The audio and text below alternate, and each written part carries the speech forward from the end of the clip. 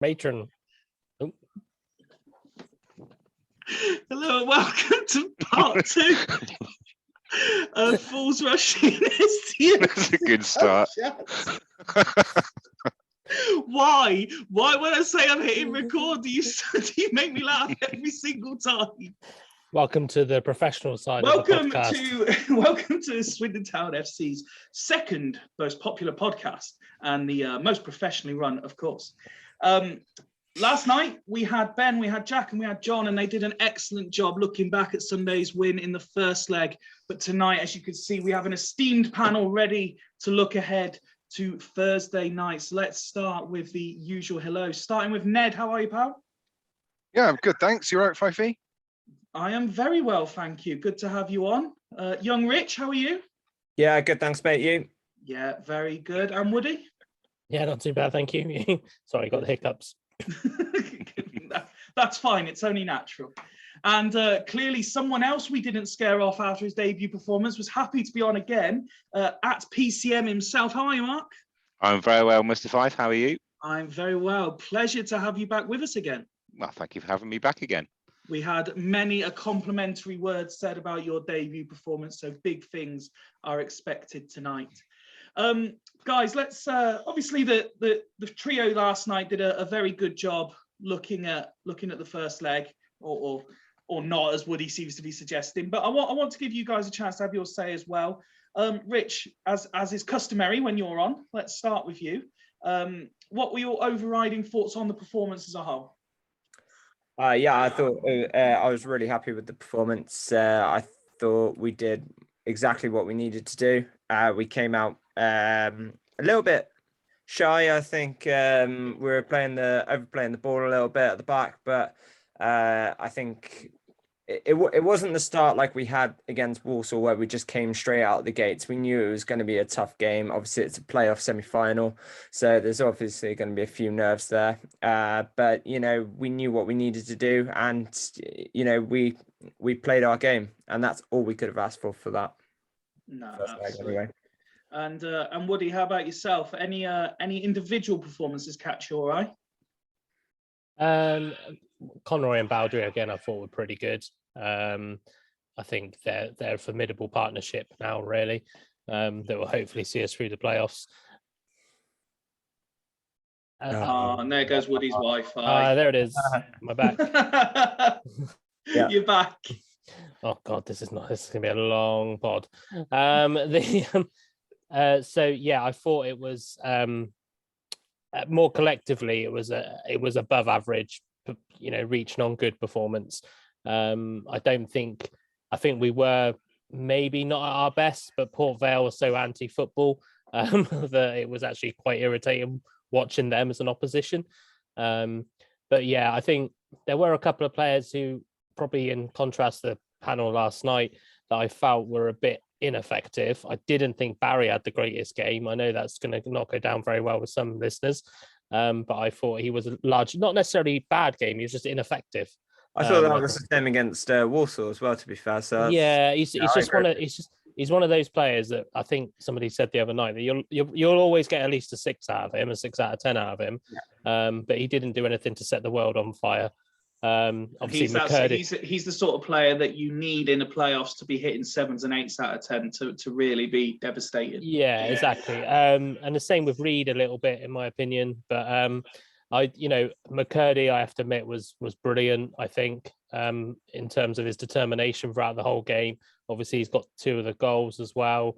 I think if there was anybody who I would say wanted it the most, and obviously it's against his old club, but if anybody wanted it the most, it was definitely McCurdy. But I can't, as I said earlier, I can't go without praising Baldry and Conroy again, because apart from the goal where we probably could have done a little bit more, but that just happens sometimes.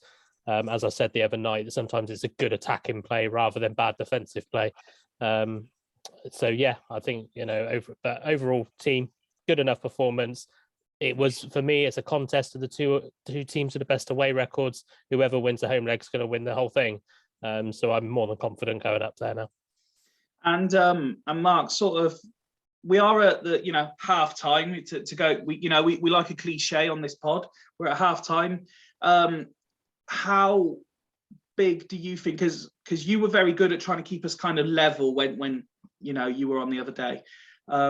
How big do you think those sort of important moments, that the chip that didn't quite go in, the slip on the halfway line, that the potentially big moments in the game that didn't quite happen for us, are you concerned that they might come back to bite us, or is it just it's one of those things, and we still got 90 minutes, it's not going to make that much difference? Exactly. I think you hit the nail on the head. I mean, firstly, yes, we're halfway through the semi-final, and we're taking a lead. I think the most pleasing thing for me was we didn't bottle it at home with all that pressure that was there. We're taking a lead. I predicted a 1-1 draw, and I think I'd mentioned earlier as well, prior to the record, that I think Port Vale could probably feel slightly aggrieved that they didn't get a draw overall on the balance of play.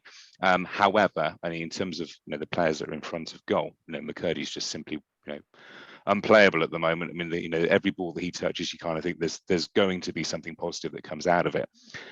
I would echo what Woody was saying in terms of the performances. I thought Boundary was absolutely phenomenal. There were elements of Beckenbauer about the way he was ghosting up the right-hand side at times with the ball as well, which was an absolute joy to watch from a player that, earlier in the season people were saying was written off. And Conroy as well quietly went about his business. I mean, those two guys aside, they're the only two defensive players in our team, goalkeeper included. They're all attackers. So they went out there on the day and got the job done. I don't think Davison's miss is going to come back and haunt us. I'll put that on record now and saying that. I hope it doesn't come back to bite me, obviously. That was just one of those in the game moments, but we've got the lead. We've got the lead, which is better than the draw that I thought we were going to do.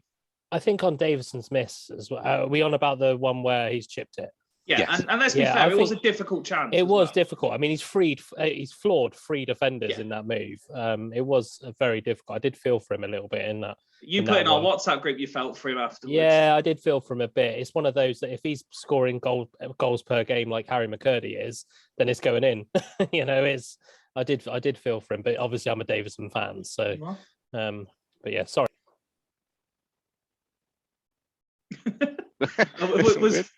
Was there anything further you wanted to add in there, Mark? No, not on the first side. I think everyone's covered it succinctly. I think that's exactly where we are at this stage. Something we didn't really touch on, Ned, and I think is a good thing to speak to you about, is not necessarily what happened on the pitch, but there were a couple of instances off the pitch where there were a couple of younger fans, I believe both in the town end, who needed medical attention. And we've heard today, at least on one of them on Twitter, that they both got the attention they needed, and they're both fine, and that they're on the mend. So that's very positive news. Yeah, I mean, I haven't been in touch with this game in any capacity whatsoever. I didn't hear about these incidents, but obviously it seems to be becoming more and more a common thing, unfortunately, in football in this last season. I don't recollect any instances of this before, but for some reason it's becoming more and more of a commonplace, and which is absolutely horrendous. But thankfully we've got the staff there to take care of it, so that's really good news. I did see a lot of praise online today for the match day medical teams for what they managed to do. Okay, like I say, we covered a lot of Sunday on the previous show, so let's focus on Thursday. How optimistic are we all feeling? Yeah, I'm feeling optimistic. That's what we like to hear. Do you know what I think was actually a good thing? And usually I wouldn't say this, but I think the fact that we conceded is actually probably a good thing going into Thursday, because now we know that we can't be complacent. We concede an early goal, then we're up against it, but we are better when teams are actually coming at us, because then that leaves them open at the back. Yeah. And where we've got the pace and we've got the players that can actually counter them, and we can go up and score a goal. So I actually think Port Vale have got something to play for. They've got to win that game. They have to win by 2 goals to go through, 1 goal to take it to extra time and penalties.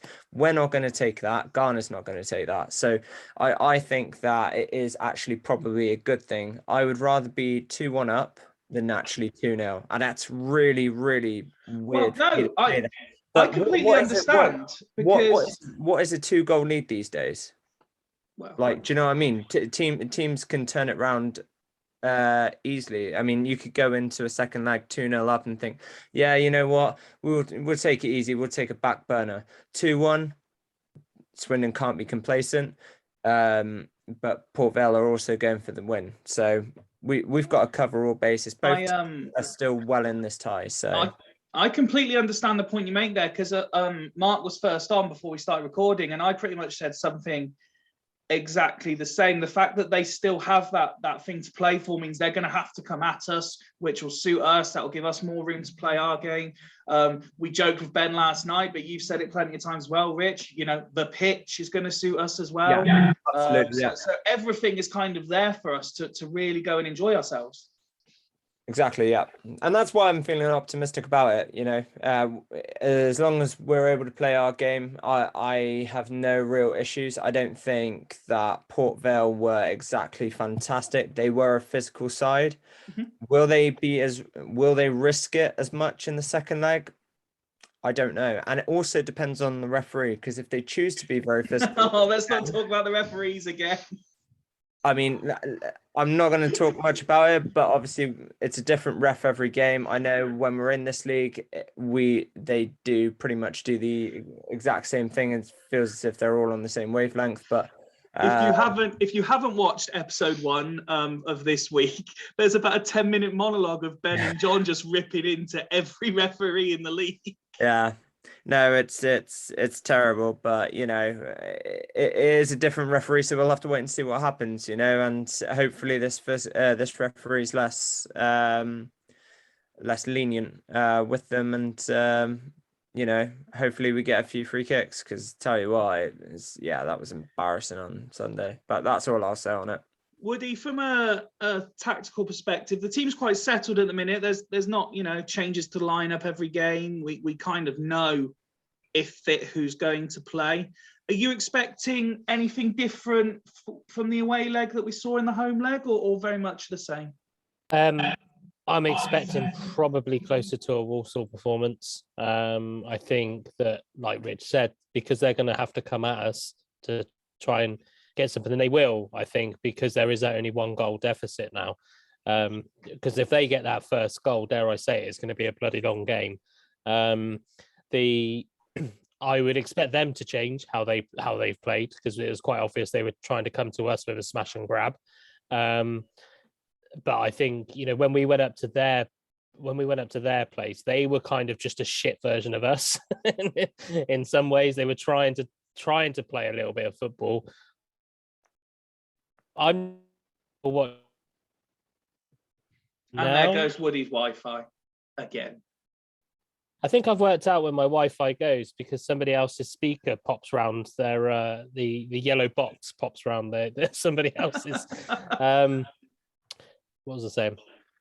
You wouldn't know that you were the highest paid member of the panel, would you? No, obviously not. I probably by stat have probably got the fastest broadband as well. And that's why games are never won on paper, as they say. Exactly. That's mean nothing. If anybody watches our podcasts, I'm expecting Port Vale's groundsman to probably cut up the shit out of that pitch, and it's probably had a concert on it last night and has been left untouched, a bit like Wembley after the boxing. It's going to be a bit like that, but I don't expect us to change tactically. Like I say, we might be a little bit more, I don't want to say risky, because it's not really risky, but more positive when we're on the ball. But I wouldn't say that we massively changed at home. I just think that, like I say, because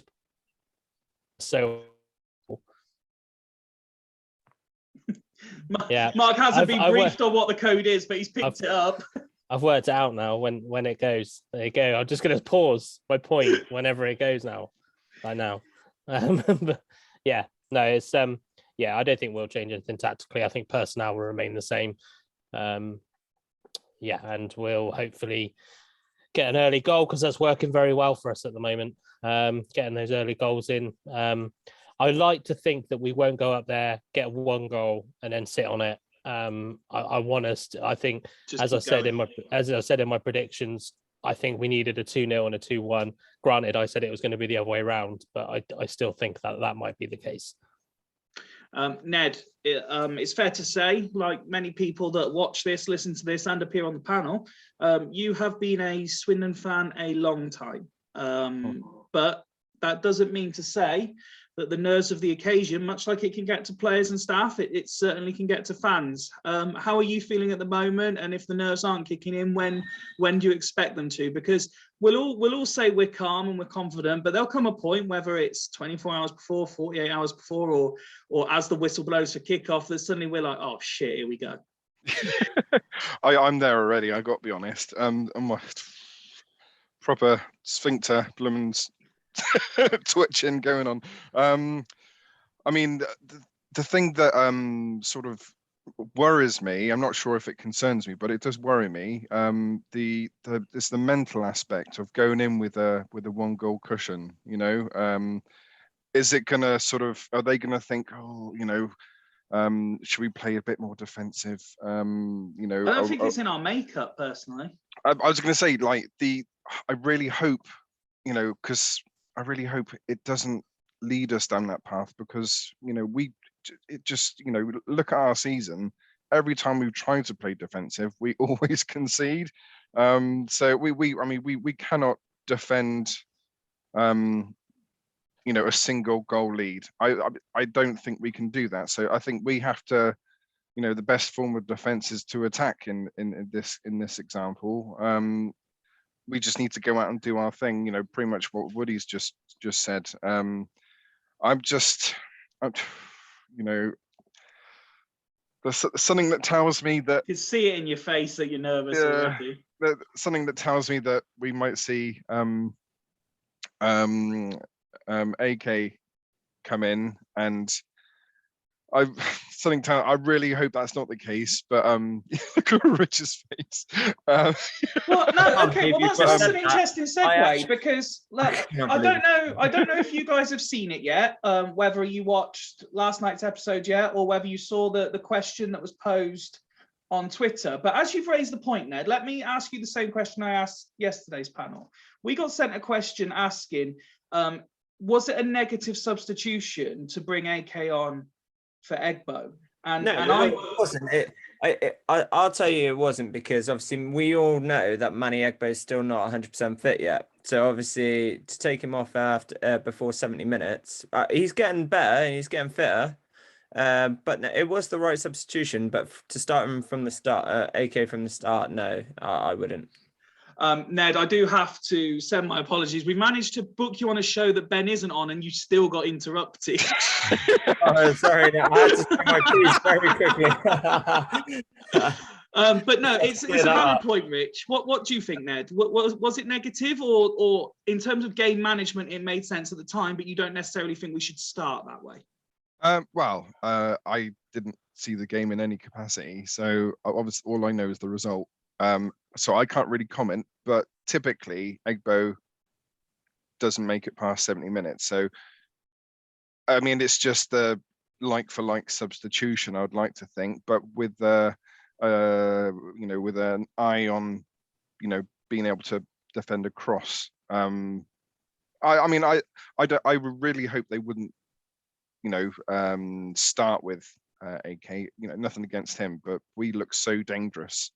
When, you know, Egbo's playing, you know, he links up with McCurdy, links up with Jack Payne, and it's such a dangerous trio. Those three players are just so deadly. They create so much space. They can, you know, pick a pass. They can run at defenders.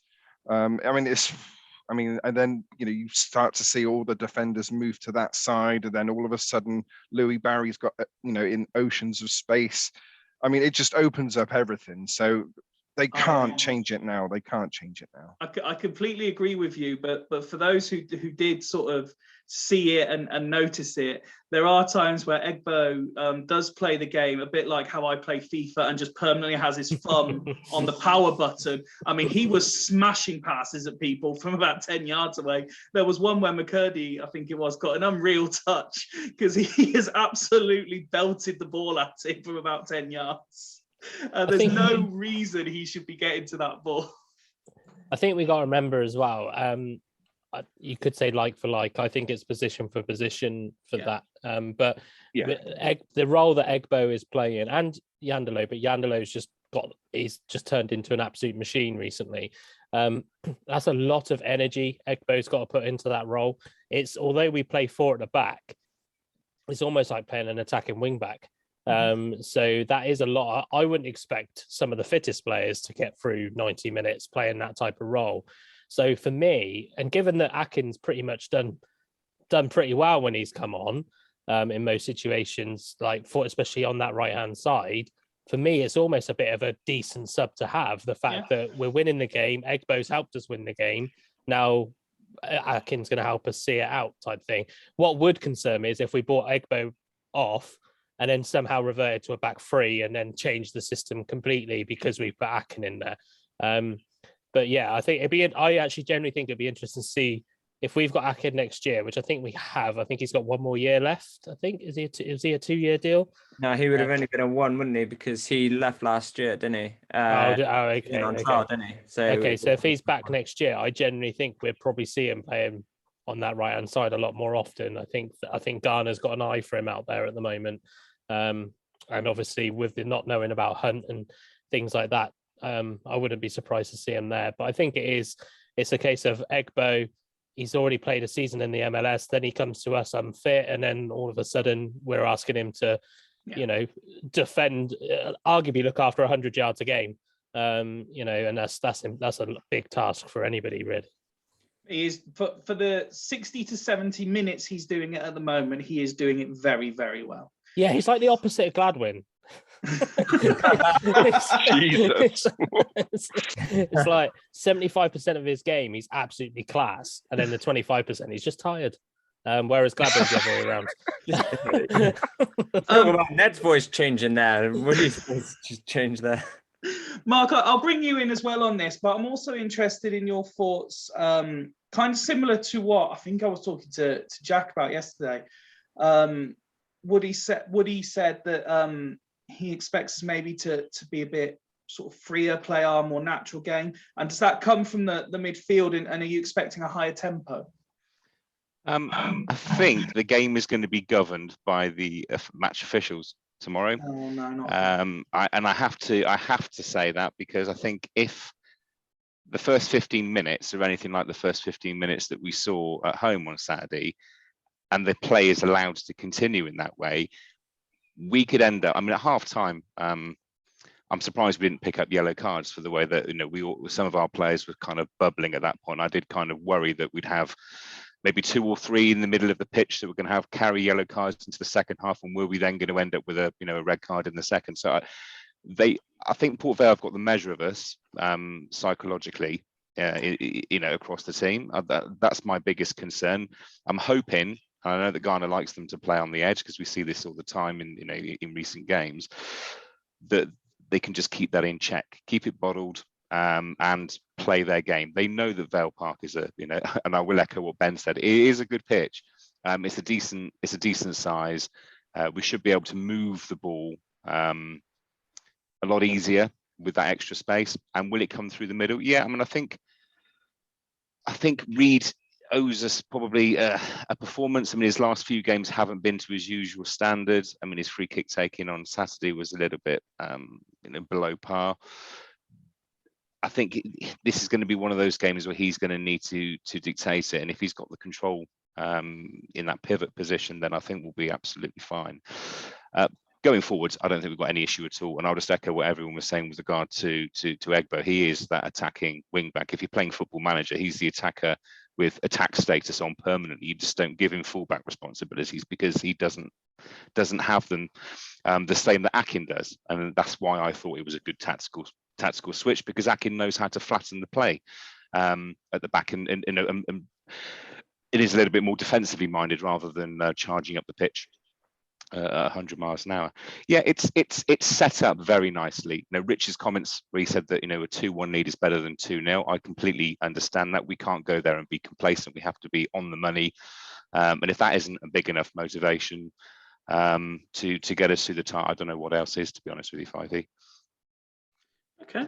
No, that's it's very interesting, and I genuinely agree with pretty much everything all of you guys have said there. I won't jinx anything by asking for score predictions this time. Not that we're any good at it anyway. I think we've managed to predict maybe two correct scores between us all season. But I will ask you. I'll go around and I'll ask you, if we progress, do you think we're going to progress to Wembley? And will it be in 90, in extra time, or on penalties? And we'll start with, no pressure, we'll start with Mark. Okay, I think we'll win on Thursday night in 90 minutes. Okay. Yeah, simple as that. Yeah, I think Nice. I don't think anything. Woody? Yeah, same. And I am going to say we're going to win 2-0. Okay. And we're going to win at Wembley because I'm not there. So it's written in the stars that it's going to happen this year because I can't go. And every Wembley final that I haven't been to, we've won. Are you including like 69 and that when you weren't even born? Yeah, still didn't go. Ned? No, I agree entirely. We're going to win in 90 minutes. Okay. And yeah. Rich, full house? Yeah, Oh, easy. nice. That. Yeah. Very, very confident panel tonight. I like it. Okay, let's go a little bit further then. So you're all saying we're going to get to Wembley. Who are we meeting there? Tomorrow night is the second leg of the other tie. I believe Mansfield are 2-1 up on aggregate. So reverse order then this time, Rich.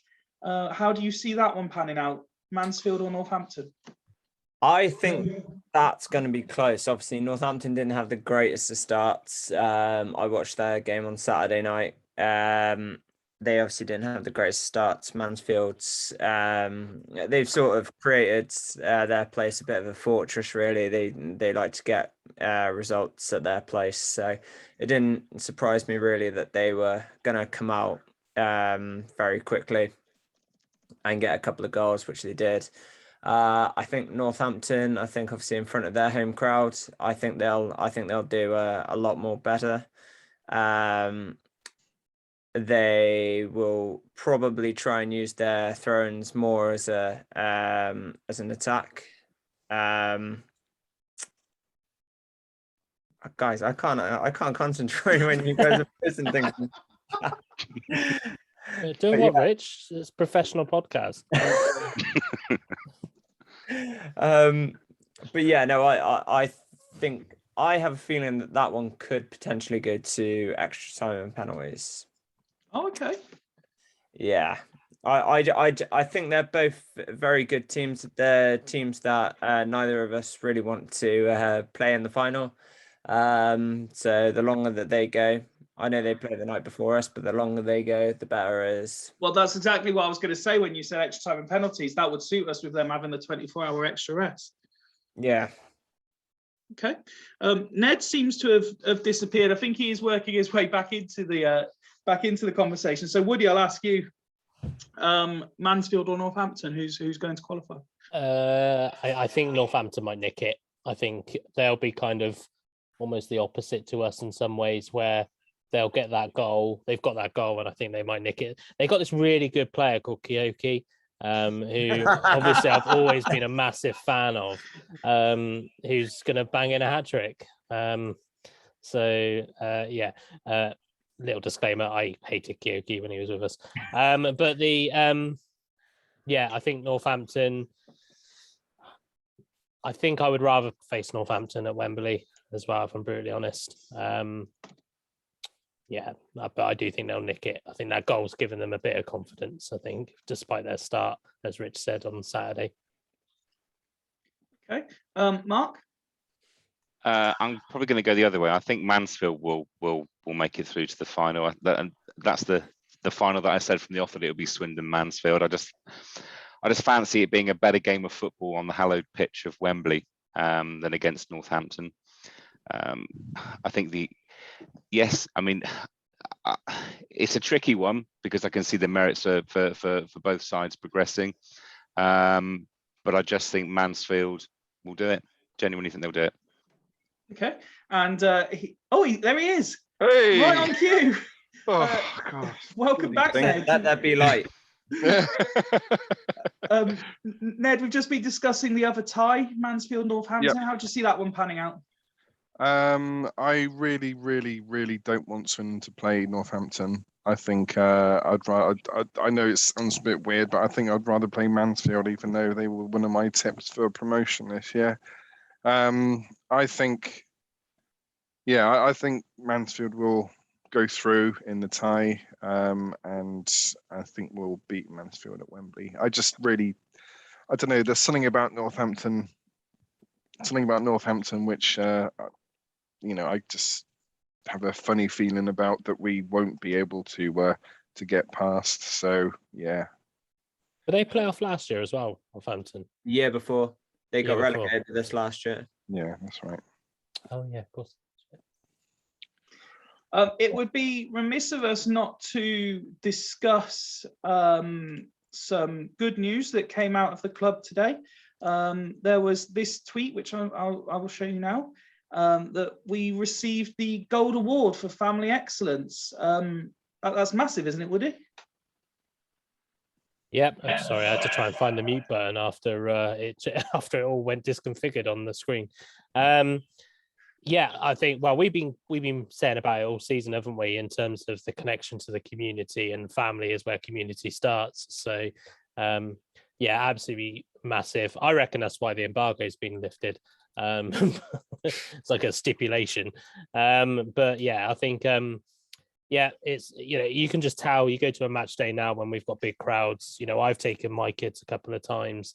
I know that others, my friend like Craig has taken his as well, and and friends who I know that didn't even go themselves are going with their sons and daughters and stuff. So it's a really nice feeling to have, and not a feeling where we disrupt the atmosphere because of trying to be a family club. I feel that when we were branded a family club before, we invited kids in and the atmosphere was still pretty dull. Whereas this season, the atmosphere has still been really good, especially recently, despite having all of these brand new fans in. And that's what we're going to look at. One of these days, we're not going to be here. So we want the kids to feel welcome. And, there's that's why we brought Jack in yesterday for the next generation. Exactly, of I full noticed there was no rush in. swearing. There was no swearing on yesterday's pod. Maybe we are having a bit of a family feel. You're the first pod we can put out that's under 18s. It's the first one I didn't put the 18 rating on. Yeah. So, but you can see it, and it is nice to see, because I looked down at where I was stood on Sunday, and I'm seeing kids that were the age that I really started going on my own, and that all starts from going with your dad or going with your mum and all this kind of stuff. That's where it all starts, and it's great to see, and really well deserved, and a massive hats off to the club, I feel. And Rich, it's a big sort of pull forward from where we were, isn't it? Yeah, absolutely. And just echo what Woody just said there. It was obviously everybody around the club and everything like that. I think it all does start from the top. Clem's come in and everybody's, it all started with that Supermarine. Everybody just got together and everybody, was just praising that. He's obviously saved our club.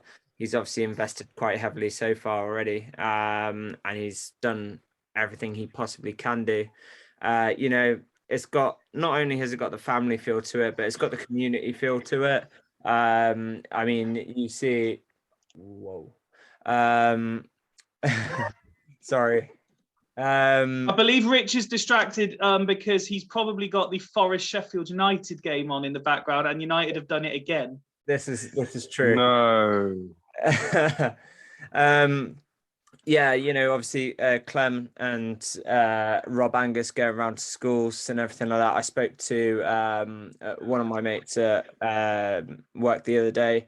Rob Angus was at his kid's school, and he was giving them a talk, obviously going into the playoffs and everything like that. So it all starts from that, and bringing these youth in to come watch the Swindon games. Because like I say, like what he said, it's all about the next generation, and if we can start them watching Swindon, it's always fantastic. And like I say, also the Swindon Town Foundation, they do an awful lot. In fact, actually, they do the majority of that because they're coaching, they're bringing in new kids, different projects every day to get them interested in going to support their local club. So it's fantastic to see, and it's really well deserved, this award. So and it's definitely got that family feel. It had that family feel, Barrow last home game of the season, where we went to the cricket club for the barbecue and everything like that, and everybody was just talking to each other and everything like that. It really did feel like that family feeling. So it's absolutely fantastic to see, and it's richly deserved. And Mark, Woody sort of briefly mentioned it there, but there's been some social media posting today. I don't think there's been any official statement or anything, but it does look as though the embargo has been lifted. Yeah, I did have a look at the EFL site earlier on just to make sure that it wasn't somebody on the wind up, by blanking out a screen, and it's most definitely the case. That has been removed. It's interesting to note the club haven't come out with an official statement as of yet, and I'm sure there's probably reasons for that we'll find out in due course. They're too busy waiting for this episode. Yeah, absolutely. that being said, it's another massive piece of positive news today to go with the Family Excellence Award, because that just shows what Clem and the team have done behind the scenes to take this club from basically being on its arse to on the brink of promotion. And yeah, I mean, it's the sort of stuff you can't even imagine this kind of thing exists. It's the stuff that if someone was going to write a make-believe story about a football club, this would be the season that they would write about. And I just hope that it's got that fairy tale ending at the back end of it. I do believe Sky have been in touch with Clem about redoing Dream Team based on the adventures. That would be superb. It really would. I would just like Sky to relaunch. Just like Sky to relaunch. Why? So you could get your Wi-Fi from them, would you? Nice. You can stick fucking Virgin Wi-Fi up your ass. Sorry, Woody. You just hope Sky relaunch Dream Team. I'd like it to be available to watch. What a show! But they should at least make the old shows readily available so you can go. Yeah, that's what I mean. Like they're on YouTube, but in all weird orders and stuff. You've done the same thing I have over lockdown, have you? Yep. What a show! What a show indeed! What a show! They're all on Coronation Street now.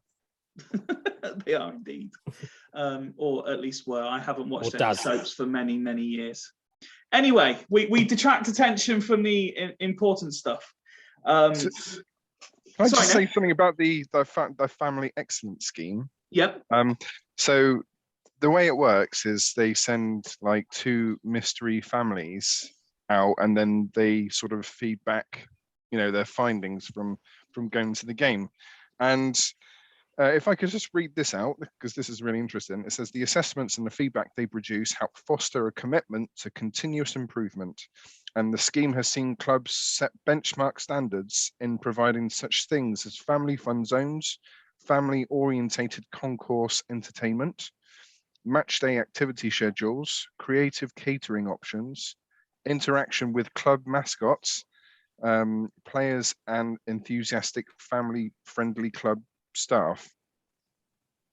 But yeah,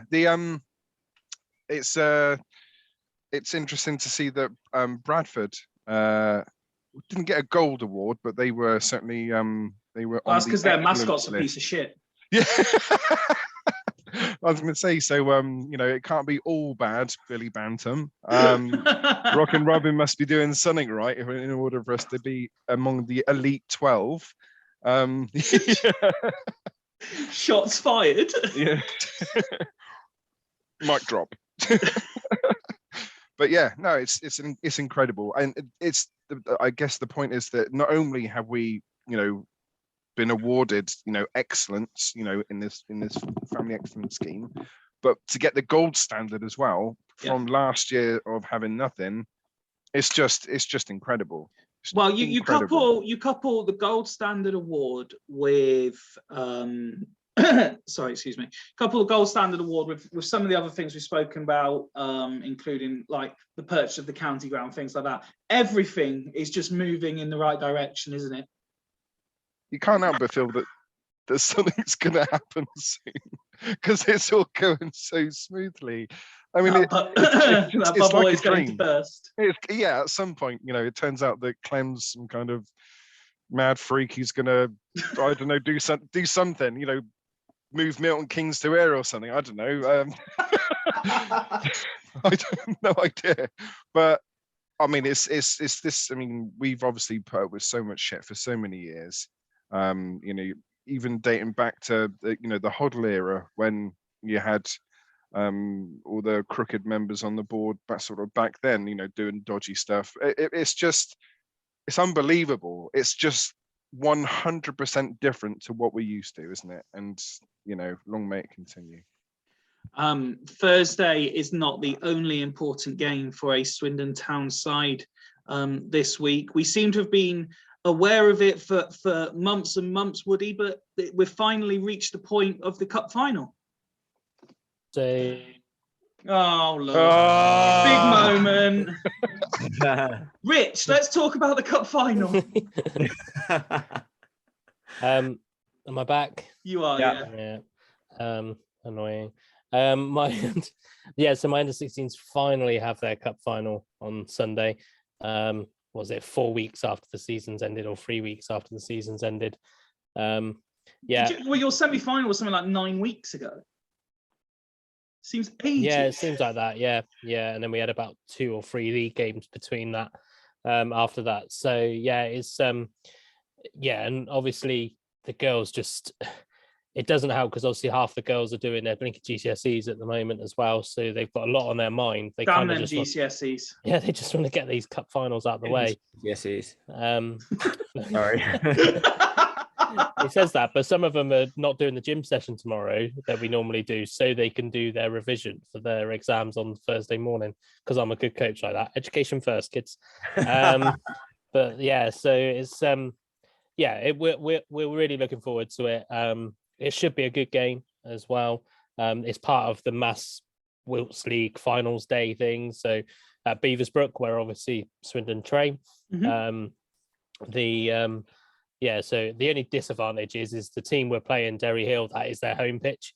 Which is a bit of a disadvantage, but hopefully not too much of one because we took points from them at their place earlier in the season. So it should be good and hopefully a good way to wrap up a season, to have a double, a league and a League Cup in their first season as a football team. And obviously the first season that the girls have, I guess, officially come under the Swindon Town banner as well, as opposed to being a separate entity. So yeah, can't wait. If nobody's doing anything, it's an all-day event in terms of different finals. It should be a good day. Wiltshire League Cup Finals Day on Sunday at Beaversbrook. Well, on behalf of everyone associated with Fools Rush In, wish you and your girls the very, very best of luck, Woody. Ew. Right, guys, I think that all but concludes the discussion for this evening. What I'd like from you, if at all possible, and as usual, I've given you no time to prepare. I would like one sort of, whether it's a sentence or a paragraph, it's entirely up to you, but one last rallying cry for the supporters, whether they're the fortunate ones going to Vale Park or they'll be one of the millions of fans watching at home, a rallying cry to say we can do this. Rich looks up for it. Go on, Rich, you go first. What? I got one. Okay. Go on, Woody. I was going to go, in the words of Ted Lasso, believe. Rich? Come back to me. That's your inspirational statement. Ned. Actually, Rich, no, I have Rich got is like, one. what time are we okay, leaving? Scotland. What time are we leaving Thursday, Woody? That's Rich's rally. K, Sarah, whatever will be. You know what you've got to do. Very nice. Ned? Is that how the song goes?